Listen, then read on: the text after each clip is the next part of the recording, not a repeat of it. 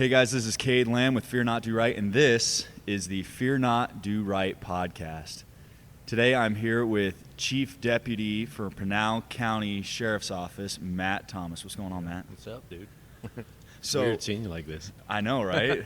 It's weird because, Matt and I have known each other for a while, and with him working for my dad, and now it's kind of like, it's worlds, George Costanza, worlds colliding. Yep. So how long have you been working for PCSO? Just passed up my 29th year in April. Oh my gosh. Yep. How old are you? 25. Yep.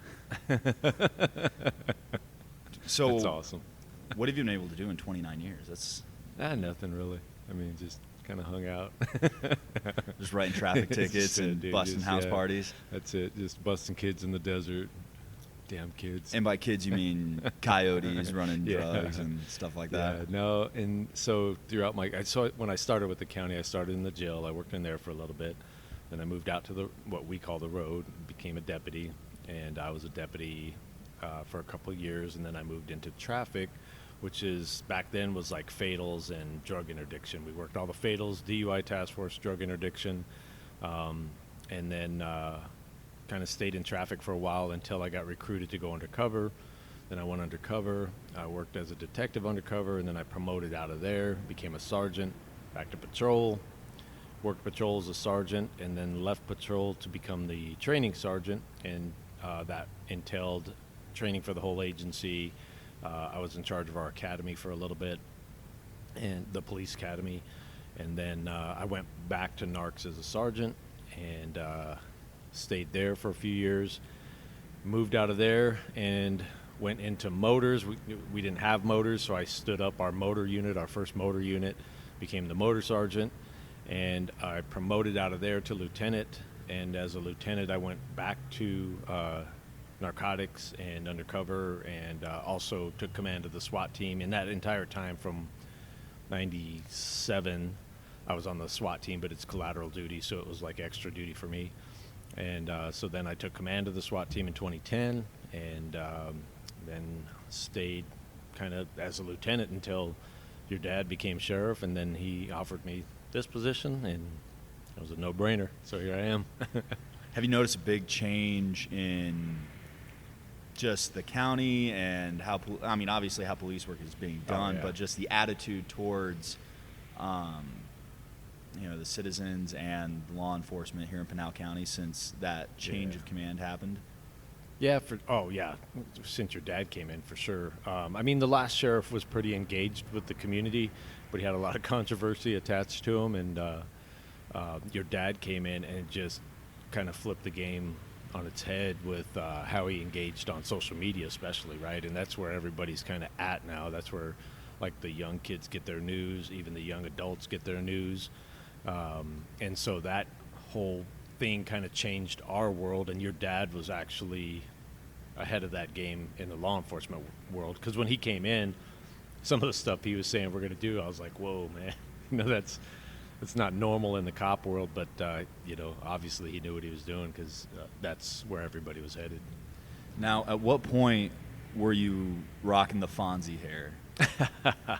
That was when I was a narc sergeant. So that was I grew my hair out that would have been like 07, 08, right in that era when I had my long Surfer Jesus hair. And I was Point Break. Yeah, that was it, dude. Yeah, and I figured at that point, because I had never really had long hair, and I thought, what the hell, I didn't have grooming standards when I was doing undercover work, so I decided to grow it. And the one thing I gained out of that whole experience was a new appreciation for all the ladies out there, because the hair products they use and how they have to take care of their long hair, I gained a whole new appreciation for that.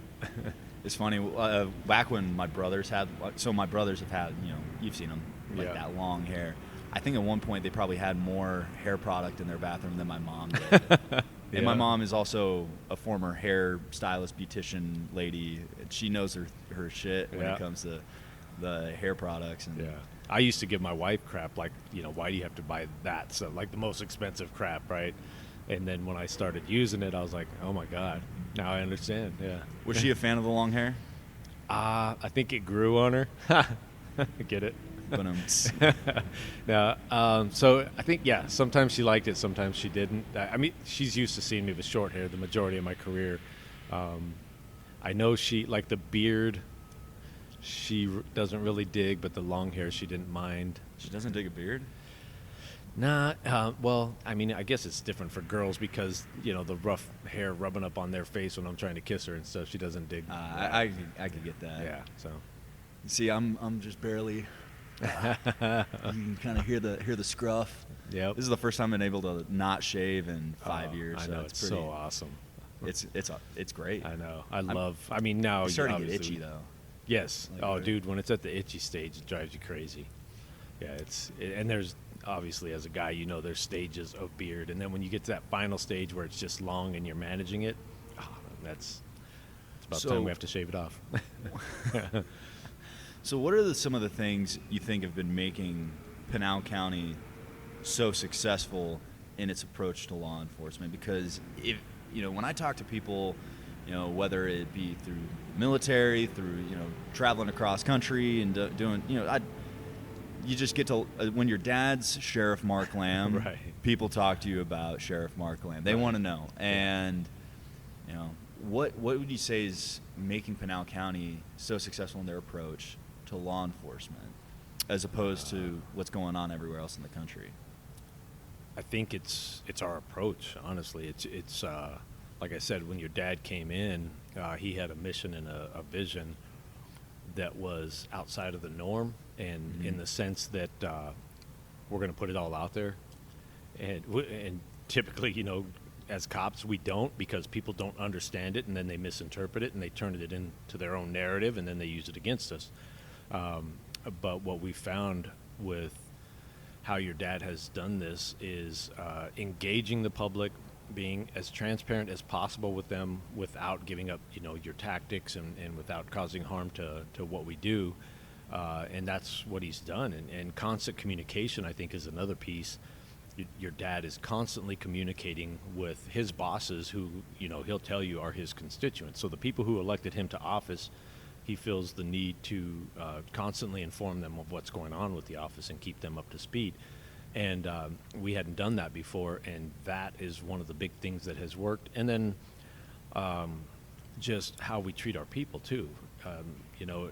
And sometimes I can tell you as his second, there's times where the traditionalists, and I'm one of them at heart, that are really big on the hierarchy, the structure, the tradition of everything we do.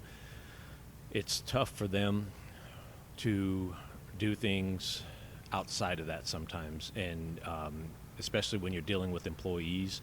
And one of the things we started doing, your dad and I together, when we were dealing with discipline, was looking at the person, talking to them about their thought process, and seeing where they were at, instead of just calling everything black and white, like this guy or this gal did this, and here's the punishment according to some matrix that was made up to deal with that, right?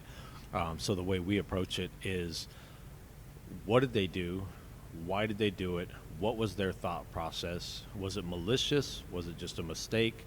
And then we deal with it. Because one of the things your dad told me early on that really kicked me in the gut when I was having a struggle flipping the switch in my mind to this was, he said, we talk about we're a family here, right? And I said, yeah. And he says, so if your kid screws up, are you going to kick them out and they're not in your family anymore? And I was like, no, of course not. And he's like, then why are we doing it to, our employees? And so, it was stuff like that took me back, and I was like, and he's right, because typically speaking, we just black and white deal with people. So I think how we treat our people is huge. How we treat others, like in the county, we've had to remend relationships there that were broken by the last administration. And again, we're just treating everybody as human beings, how we would want to be treated. We collaborate as much as possible. For everything that we take, we try to give as well. And then with the public, we just really keep them informed and make them a part of the agency rather than it's us and it's them. So how have you guys been working, like, mentality among your officers? You kind of mentioned, the way you treat them, and as far as discipline, or as far as disciplining, like, I guess you'd call it corrective action, right? It's that you take it in that family aspect. You're not going to kick your child out for messing up one time, but it's got to be difficult, I imagine, to maintain like that sharpness, that readiness to especially being in Pinal County, do some bad stuff to some bad people, because you got some shady characters coming through here. We got some bad actors. Bad actors. So how do you manage that mindset of being that, hey, we're not just here to crack down on bad guys, but we really are here to serve the community? How do you manage that and balance that? It's really by example and by the leadership vision that we instill throughout the ranks. So, it starts at the top. And like when we hire new deputies, new detention officers, your dad and I sit down and interview anybody that's going into a uniform. We have an interview before we hire them, because we want to make sure that not only do they fit what we're looking for, but we fit what they're looking for, because we want it to be a good fit. And we just have discussions with them, and we tell them, like, you're a grown person. We expect you to be an adult. We're giving you a badge and a gun, and we're asking you to go, enforce laws, enforce the Constitution, or support the Constitution. And so lining out for them that they are a community member who is charged with protecting that same community, and that most of the people we deal with, probably 90% of the time, are just regular people that have made a mistake and are in a bad situation, and we have to deal with it, right? And let's just work through that. The 10% of people that are bad out there, or even probably a smaller percent that are pure evil, we tell them, like, you deal with that hard and fast. Like, we are still, it's a guardian warrior mindset, right? And the guardian stuff is thrown around quite a bit, and I don't like some of the way it's used. But if you use it correctly, and each deputy that or detention officer that graduates from the academy as a new deputy or detention officer, I give them a welcome letter, and I talk to them about this, and I tell them that you have to have a guardian spirit but a warrior's heart. And guardian spirit in the sense that you are out there to guard most of the people, right? And they refer to cops as sheepdogs, so you're protecting the herd. And then when you find that wolf, that's when the warrior needs to come out. And it's not time for guardian anymore. It's time for us to hunt, and we go after those bad guys, and we let them know that we are running the show and we're not going to put up with it. So it's a balance, and you have to be able to float in and out of that. And I have a really good friend named Rigo who teaches hand-to-hand, teaches combatives, and is involved in a bunch of stuff. And he told me one time, and it really made a lot of sense when he told it to me. He says, the difference between us and the bad guy, the only difference is morality. And he said, so we have to be willing to have the same switch and flip it to go violent, but we also have to have the morality to know when to stop. And that's really how we want our cops to be, is when it's time to go, you got to go full speed. And then you know when to turn it off so you don't go over. Now, having been kind of, in a leadership position for how long would you say you've been managing police officers? I've been supervisor so I first got promoted to sergeant in 2001, so at least 20 years I've been in a supervision or management role. Would you say it's easier to pull back on the leash with officers, or to kind of be like, hey, come on guys, go? It's always easier to pull than push. So in the few stories that I've heard or seen headlines for, I've been impressed with how, PCSO officers, they always seem to just, like you said, they can flip the switch on, right, and they do it really well. Right. Compared to some of the instances that we've seen in Texas with some of the unfortunate events there, where you had how many badges out there just not doing anything. I mean, what do you think causes that hesitation, or that? Well, I think we know nationally what causes the hesitation. It's the fear of reprisal. I mean, most of these cops, they freeze because they don't know, because if I do the right thing, it's wrong. If I do the wrong thing, it's wrong. So what do? I don't know what to do. As you know, as a young cop, especially if you're in a small town, don't have a lot of training, don't have a lot of experience, you're kind of screwed, because the whole media monster is against you already. And then depending on where you're at in the world, you know, in the U.S. especially, what pocket you're in of community like us in Pinal County, that's another advantage we have, is we have huge support from our community for the job that we do. There's some of these agencies that have low support, and hence you get bad stuff happening, right? They get higher crime levels, they get low officer involvement, and they get low morale and everything. And so the hesitancy is always, and that's again what your dad and I focus on, is we want our people to not worry about all the crap, all the media narrative, all that stuff. Just deal with the problem in front of you, because you know how to deal with it. We'll take care of all that crap. Just make the best decision that you have with the information you have in front of you. And then if you make a wrong decision, we don't send you down the river. We back you up as much as we can. And you know, if you need to be disciplined a little bit in the sense of maybe some retraining, or maybe you do get some days off, because there's not really a good cop out there that has not been in trouble. Because if you're a good cop, you're going to make decisions, and if you make decisions, you're going to get one wrong here and there. And we don't just hammer those people. We want it to be a learning experience. So I think that's one of the bigger differences. Well, it's wild to me, you know, you see things like what happened in Uvalde, Texas, and I see that situation. I'm like, dude, that is, I mean, it's a tragedy. It's horrific. It's awful. But, you know, as a gunfighter, first responder, any sort of person, you know, you think about that situation. Like, right. That's like a, oh man, I know exactly what I would do if some guy walked in here with a gun right now. And then it's like, hey, guess what? Some guy just walked in here into a school with a gun. What are you going to do? Yeah. And they just, see, it's so bizarre to me. It's like, how do you let the ball drop? It's like, this is horrible, but this is what you've been training for. This is, you know, I think my dad always says, you don't rise to the occasion, you fall to the level of your training. Right.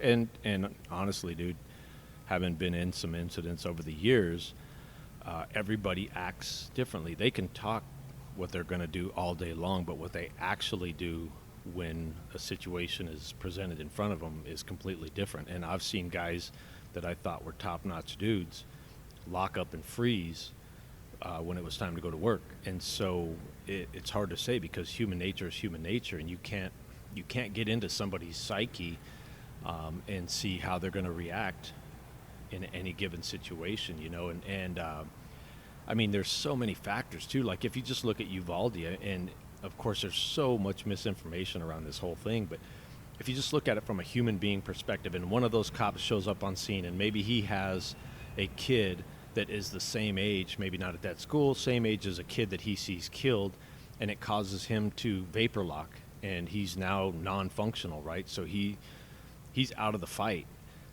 And while that's not the ideal situation, any human being should be able to understand that, right? I can practice all day long, but there may be something like that pops up and hits me a different way, and just causes me to react maybe even completely out of character. Maybe I am a gung-ho guy, and I've been in plenty of gunfights and all that, but this one time something screwed me up. And yeah, so we're human beings, man, so it's never going to be right all the time. Do you think there's a way to train that, or?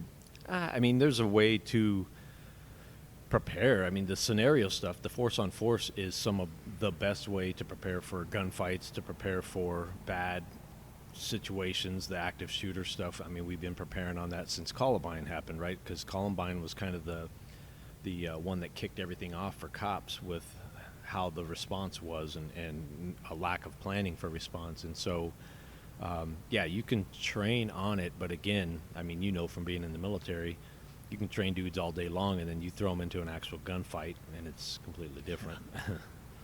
Now, Pinal County doesn't, I mean, being not necessarily a border county, but juxtaposed to the border, do you guys get a lot of crazy stuff like that? Border Not really? secure, dude. haven't you listened to the news? Yeah, we are very unique. And again, having gone undercover in, I think the first time was 2000. So it's been 20 years I've been in and out of that world. And our county's unique in the sense that we're 65 miles off of the U.S. border, U.S.-Mexico border, but that 65 miles is all open desert. And so if you look at any other areas of the state, that's why we're very unique. And so what happens is, and it's a huge Indian reservation for that 65 miles, the majority of it. So the terrain, the way the terrain is set up, because there's 3 big mountain ranges with valleys in between, that provides high ground, and then the low ground is used for the transporting and the pushing through, and it just so happens that by the way the terrain works, it pushes it right up into the southwest portion of our county, and that becomes the first real population that they hit, or law enforcement that they are encountering. So we are a key piece of terrain for the bad guys, because that's where they start hitting major roads and getting into the backside of Phoenix, which is the hub.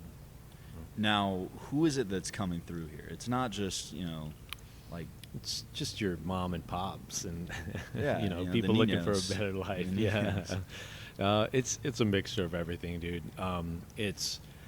So you have Mexican nationals that are coming up, some of them good, some of them bad. The bad ones tend to like to hide amongst the good ones. You have OTMs, which is, I don't make that name up. That's what the feds call them is other than Mexican. So other than Mexican is everybody else, whether they're from a country of interest like Egypt or Saudi Arabia or, somewhere over there, or if it's a South America, Brazil, or, Argentina, wherever. Those are all OTMs, and I think right now, if I remember the numbers right, we're about 60-40. I think 60% OTMs and 40% Mexican nationals. And so again, that 60% of OTMs is comprised of all different countries, and some of them are bad actors, and some of them are people looking for a better life. The problem is filtering through all that, and then as we know right now, the bigger problem is actually knowing who we have coming in and filtering out those bad guys, and that's a big problem, and especially in our county being a remote area. Now, are the majority of these people being trafficked? Because the way I understand it is, that you do have those, whether they're Mexican nationals or OTMs, and they do want that better life. They're coming over the border for the right reasons. Right. They just are going about it the wrong way. But because if you cross the border illegally, you have to do it through the cartels. Right. Like there's no ifs, ands, or buts about it. You're doing it through the cartels, and you do it on their terms. Yeah. Yeah. So because the cartels consider any of those routes their property, and their plazas, and so you have plaza bosses for all that stuff. And yes, if you are on their routes, whether it's transporting drugs or humans, you've got to pay your taxes to them or have permission from them or whatever, and they control that. And so it's trafficking in the sense, by the Mexican cartels anyways, it's trafficking in the sense that everybody's paying some sort of fee to use those routes and to come through. Now, are they all being trafficked where like they're already spoken for and they're going to X, Y, or Z city and or sex slaves, stuff like that? In our area, the majority of them are not being trafficked like that. They're more being pushed through on those routes, going to a destination to then end up in a different destination. So getting to Phoenix as a hub, and then getting redistributed throughout the U.S. based on either who their handlers are or where their family is. And a lot of times, traditionally, it's more where's family or friends that they already have in place in the U.S., and that's where they're heading to. Now, are all of these people bringing drugs with them, or are there some that are just? Is it kind of hit and miss as whether? Yeah, as to like the drugs are. It's hit and miss because if they pay their fees, right? So if I wanted to cross over, it would be about $8,000 to the cartel for me to cross and use these routes, like in our county. If I pay my straight fees and I'm good to go, then I get to where I'm going and I'm good. If I can't afford those fees, then yeah, I'm going to have to figure out how to pay the cartel. And a lot of times it is, you'll carry this package or that package. And a lot of times you don't even know what you're carrying, right? They're not going to tell you, hey, you have $250,000 worth of methamphetamine in your backpack. They're just going to say you carry that backpack, and you don't lose it no matter what, and you get from point A to point B, and everything's very compartmentalized. So you'll never know where you're going until you get there. You're never going to know who you're going to meet until you're contacted by them. So it's very compartmentalized, so that there's plausible deniability all the way up. Now, fentanyl is like the big one, right? Mm-hmm. How come there's no like kinetic? I feel like there could be a more kinetic approach. Like, so it was so frustrating because when I was overseas, you'd have situations where it's like, okay, we know who is going to shoot at us. We know what they're going to shoot at us with. We know when they're going to do it. We know where they're going to do it from. Like in Kabul, with the suicide bomber that happened, they knew who was going to do it, when they were going to do it, how they were going to do it. They knew what color his toothbrush was, right? And then it still just happened. And it's so frustrating to be like, dude, okay, we got it. Let's go get crazy on them. Let's go handle the situation. Is it similar with handling the border and law enforcement? Yeah, the whole border issue it's so multi-layered, and then whether people want to admit it or not, our own government is involved in different level of these operations, and whether you want to believe it or not, our government is in bed with some of these bad guys, right? Because maybe this bad guy isn't as bad as that bad guy, and so we'll work with him so that we can counter him, and that goes on all the time. And so there's just so many levels of politics involved, and we've been asking for 20 years. We've been asking, we local cops, like, why aren't they designated as terrorists? Especially how they act now, because the cartels, who are actually now transnational criminal organizations, so they're operating all over the world, and they have a chokehold on many of the gold, the oil, the drugs, all in Mexico, the remittances going back to Mexico from U.S.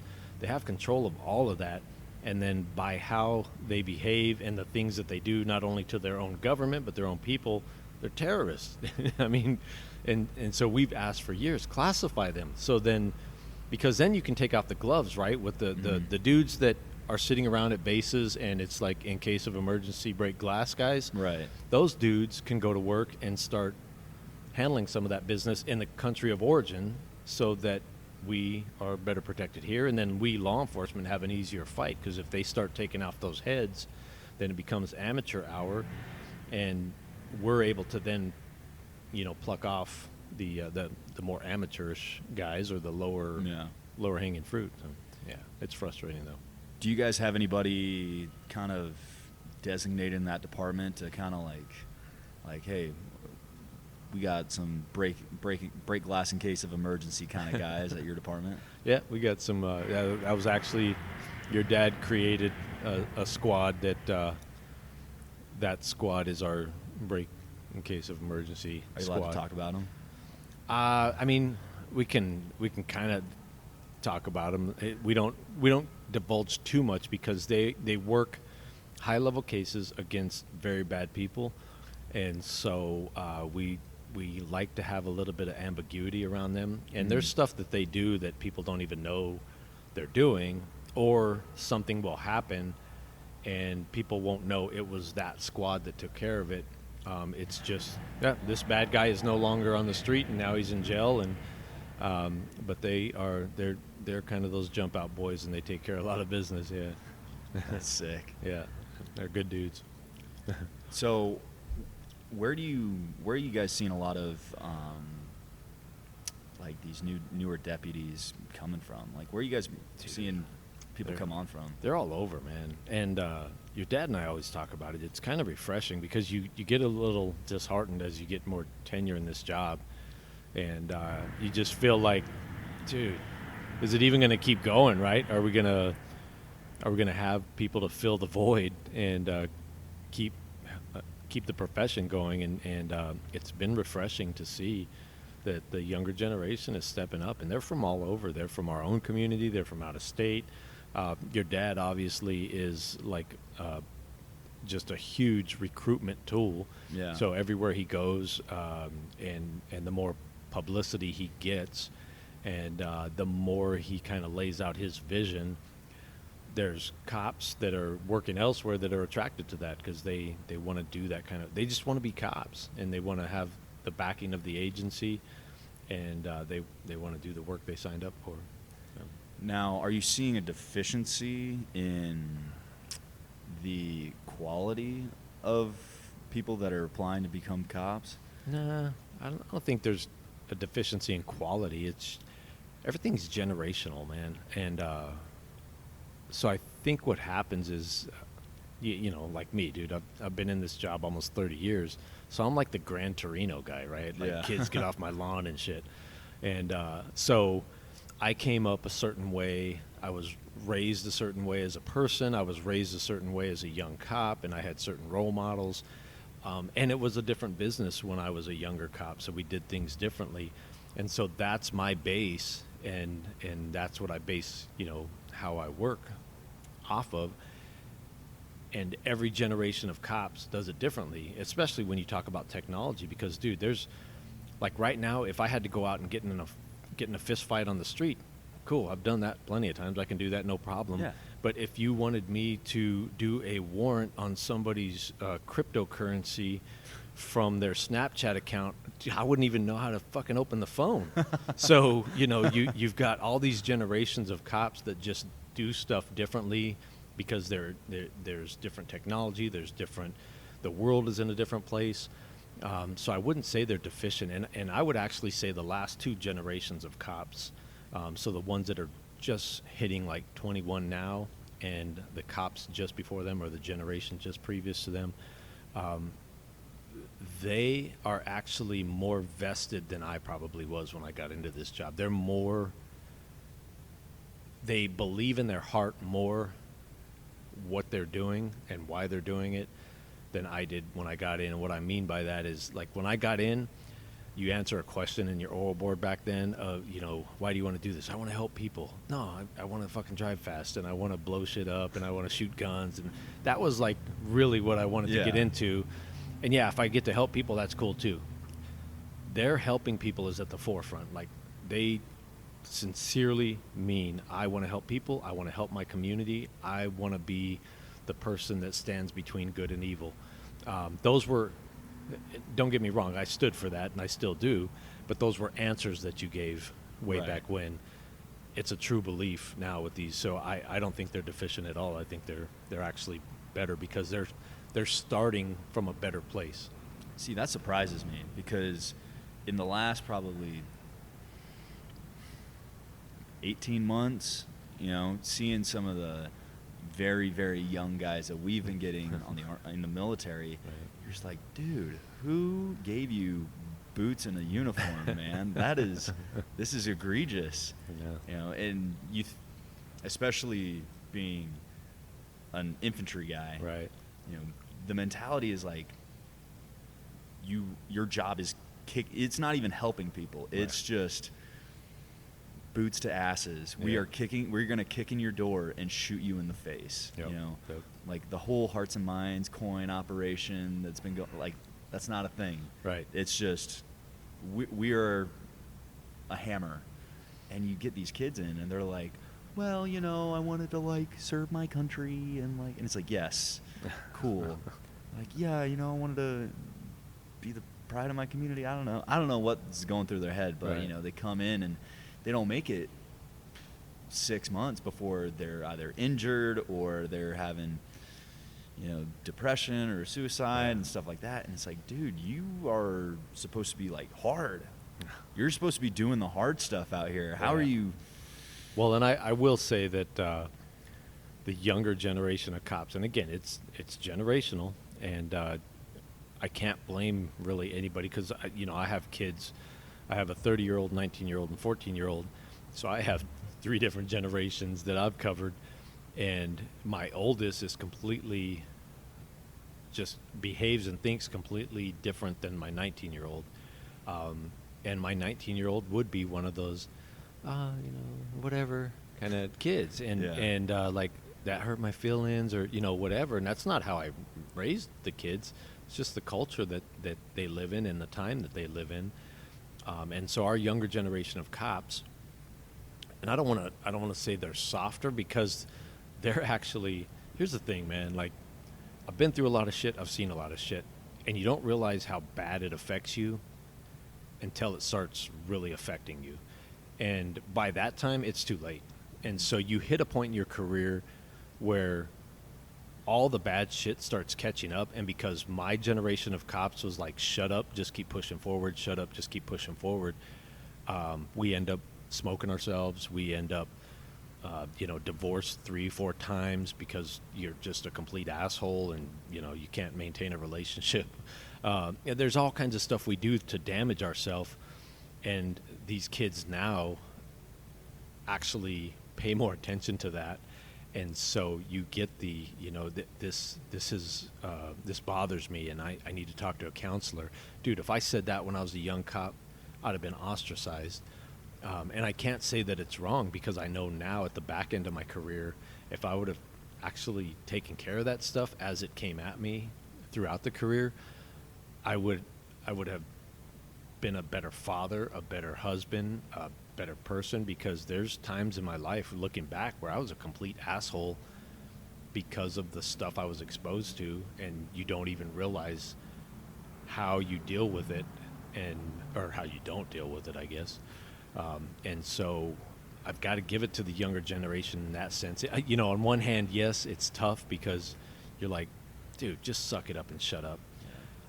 But on the other hand, I think they're going to be more mentally stable throughout their life than those of us who did not do it. See, that's a pretty fresh take. I've always been like I don't know.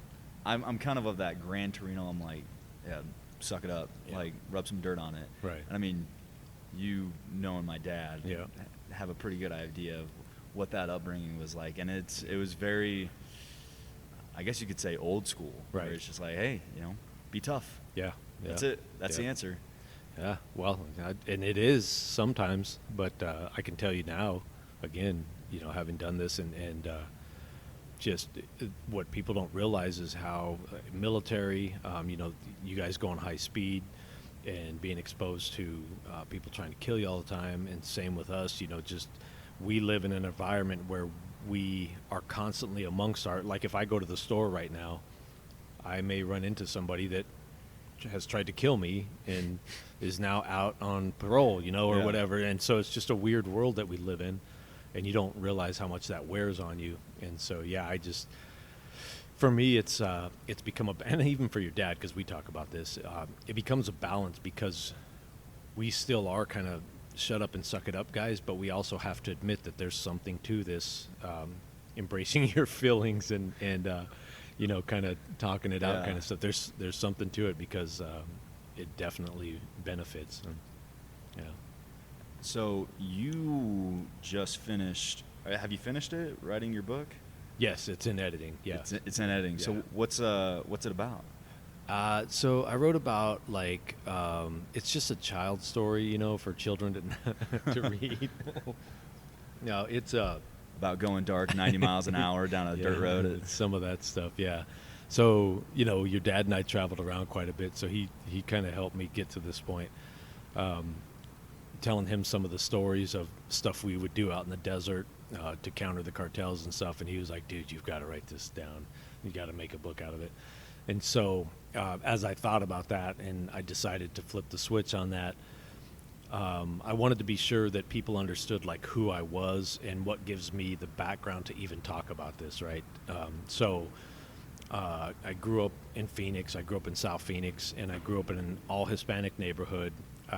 I've been the only white guy in Hispanic neighborhoods pretty much my whole life. So grew up in an all Hispanic neighborhood. Then I moved out here, and when I moved out here, this was a farming community, and it was all Hispanic, right? And so I was right back into a Hispanic culture, and so pretty much my entire formative years was as living in the Hispanic culture. The white part of me had very little influence in my upbringing, or my hillbilly family roots had very little influence in my upbringing. It was more the Hispanic culture.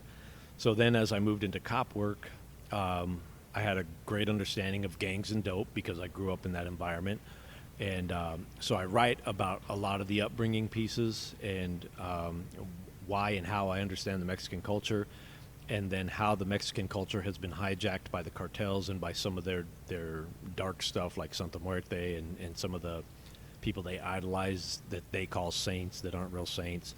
So I kind of discuss some of that, and then I discuss the structure of the cartels as we see them here in Arizona, with the scouts on the hills that have radios and report, and the transporters that drive loads or pack loads. I talk about all that. And then I go into about 5 or 6 specific operations. And I tried to pick some operations where I wouldn't be giving too much operational security stuff away by telling the story, because it's kind of old tactics. But at the same time have a shock factor for the people reading it, because I think most people that read the book and read the operations that we did will be like, what? Wait a minute, these were cops doing this? Because it's a very low percentage of law enforcement in the nation that has done this kind of work. And so I really felt it was important to get that story out there to memorialize, because, man, it was a lot of time away from my family. It was a lot of time dealing with really bad guys and working with really good people. So I wanted to memorialize all that. And so that's kind of it. That's awesome. Yeah. So when's this coming out? Dude, I wish that's like the magic answer, because I'm self-publishing, which has become, that's a whole thing. Just like we were talking about with podcasting, right? There's so much you have to learn. So with the self-published thing, your dad's kind of guided me because he wrote his book. And so I've been kind of working myself through it. And now I'm in editing, and the editors that I'm using, they are actually more vested. Once they read the book, they were like, oh, this is awesome. Like, we never knew this stuff went on. And so we want to help you make it even better. And so not only are they just doing standard editing, but we're doing some reformatting to make stories flow better and all that stuff. So it's become a real piece of work. So saying all that I'm hoping for a late June or early July. If I could release it on July 4th weekend, that would be fucking awesome. Of this year? Yeah. That would be awesome. Yeah. So I'm hoping for late June, early July, being ready to go live. And we'll see What's happens. The title? It's called Interceptors, and the subtitle to that is The Untold Fight Against the Mexican Cartels. Badass. Yeah, what's cool is I was racking my brain for a name, and I'm like, I want to make it a cool name. And so the people are like, oh, that's cool. And I was racking my brain, and if I would come up with something, then I would look it up, and I'm like, damn, somebody already has that. And so I couldn't come up with anything really cool. But then I remembered back that when we were doing that type of work, the NRA Life of Duty came out, and they did a piece on our team, and it was named Interceptors. So I was like, shit, man, that was a really good name. So I reached out to the dude who actually produced that, and I said, hey, could I use that name for my book? And he says, man, I'd be honored if you used it. So I used it. So it was his idea originally for our team that was fighting that fight. So I thought it was just appropriate to keep going with the name. And yeah, that was it. That's so cool. Yeah. Now, I've been asking this towards the ends of these episodes. Oh, we're going to do like a rapid round or something? No, not really. But, I mean, you've seen my Instagram. And you've seen the last few months. I've been trying to do the whole carnivore diet thing. Yeah. Dude, that's some good looking steak though. So, what's your cut and how do you like it? How do you cook it? Filet mignon, and I like it usually medium rare. Medium rare? Yeah, and I just like filet because it's just straight meat, not a lot of fat. Mm-hmm. And I know the fat is good, man, but they're tasty. That's what surprised me. Right. Because like when you cook a steak every day for 6 months, Right. you can kind of go through the paces as to, Yep. you know, the different cuts of meat. Any New York strip fans listening to this, you know, you guys are dumb, because that thing is terrible. Yeah. Yeah, I've always been a filet guy, and second to that would probably be T-bone, but I hate the fucking bone gets in the way, man. Yeah. You know, I just want to cut through meat and go. Yeah. Well, cool. Where can people find you? Social media. Social media. Yeah, I'm on Twitter and Facebook, but Instagram is like my go-to, and I kind of cross-post everything else. And I've started doing TikTok, which like feels so gay, but you talking to your dad, he's like, dude, TikTok is you to get on TikTok? Is he on well, TikTok? no, we talked about it. So, we talked to all kinds of different people, and of course, he's connected to a bunch of big influencers. And so influencers will tell you, like, hey, TikTok is a thing. Like, so each one has its own group, right? So you kind of, especially if, like, for me, if I'm going to try and push a product out in the sense of a book, I have to get audiences everywhere that I can push to. So TikTok's a platform, Instagram's a platform, Facebook, and Twitter.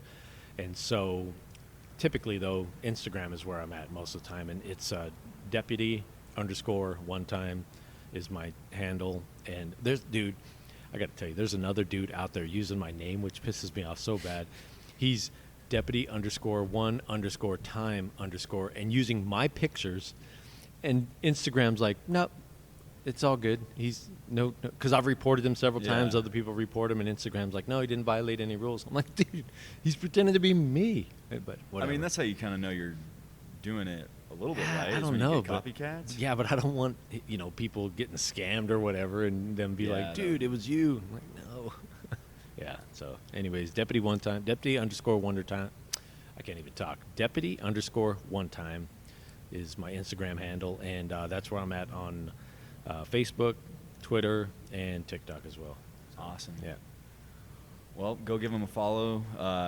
They're on Instagram, Twitter, Facebook, and we'll be looking forward to your book coming out. Cool. You said end of June, early July? I'm hoping so, man. And they can watch my social to see, when it's dropping, because I'll drop little hints here and there. Yeah. Awesome. Cool. Well, thanks so much for coming on, Matt. Yeah, for sure. Cool. See ya. Cool.